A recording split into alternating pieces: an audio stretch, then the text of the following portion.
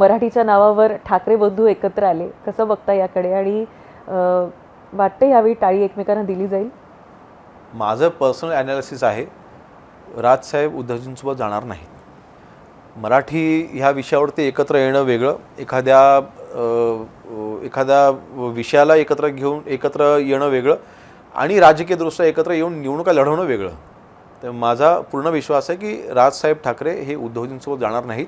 कारण सध्याच्या घडीला उद्धवजींसोबत जाणं म्हणजे काँग्रेससोबत जाणं, उद्धवजींसोबत जाणं म्हणजे शरद पवार साहेबांसोबत जाणं, उद्धवजींसोबत जाणं म्हणजे अबू आझमीसोबत जाणं. म्हणून मला वाटतं तो निर्णय राजसाहेब ठाकरे घेणार नाहीत.